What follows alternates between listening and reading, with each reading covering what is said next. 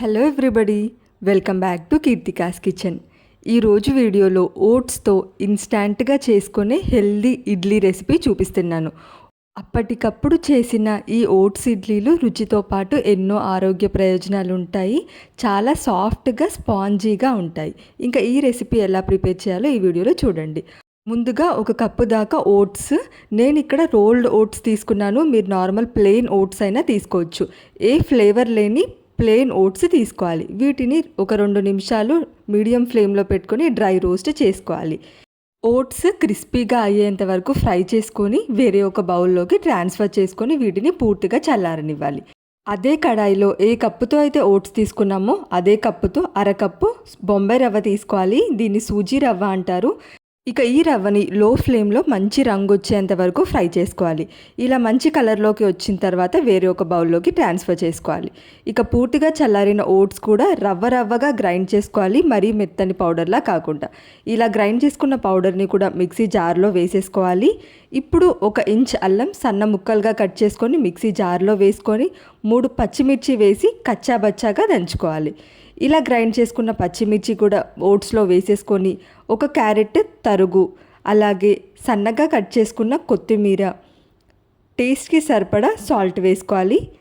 మీ దగ్గర క్యాప్సికమ్ ఉంటే క్యాప్సికమ్ కూడా వేసుకోవచ్చు, మీకు నచ్చిన వెజిటేబుల్స్ వేసుకోవచ్చు.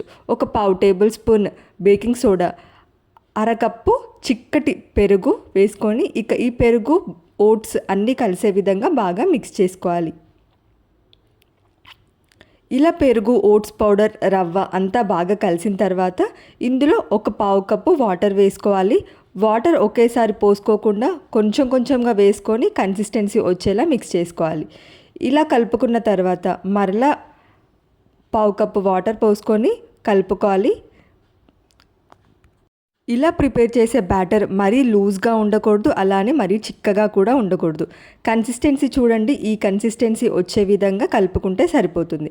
ఇక ఇలా కలుపుకున్న పిండిని క్యాప్ పెట్టేసి 10 నుంచి 15 నిమిషాలు నాననివ్వాలి.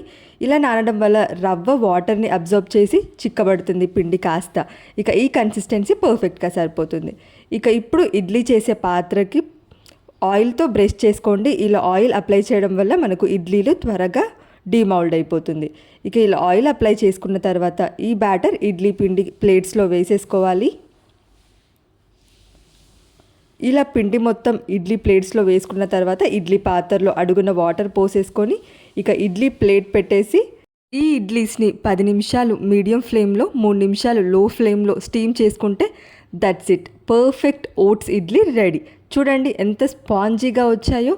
ముందు రోజు ఏ పప్పులు నానబెట్టకపోయినా అప్పటికప్పుడు ఇలా హెల్దీగా ఇంకా టేస్టీ ఓట్స్ ఇడ్లీ ప్రిపేర్ చేసుకోవచ్చు. చాలా సింపుల్ రెసిపీయే కదా, మీరు ట్రై చేయండి. చాలా టేస్టీగా ఉంటాయి. వీటికి కాంబినేషన్ పల్లీ చట్నీ, టొమాటో చట్నీ, కోకోనట్ చట్నీ, దేనితో అయినా పర్ఫెక్ట్ కాంబినేషన్, లేదా ఉట్టివే తినేయచ్చు, అంత బాగుంటాయి. మీరు ట్రై చేయండి, చాలా టేస్టీగా ఉంటాయి. ట్రై చేసి ఎలా వచ్చిందో కామెంట్ సెక్షన్లో చెప్పండి. ఇంకా ఏమైనా ఓట్స్ హెల్దీ రెసిపీస్ కావాలంటే కామెంట్ సెక్షన్లో పిన్ చేయండి. వీడియో నచ్చితే లైక్ చేయండి. ఇలాంటి మరిన్ని ఇంట్రెస్టింగ్ రెసిపీస్ కోసం ఛానల్ని సబ్స్క్రైబ్ చేయండి. Thank you for watching.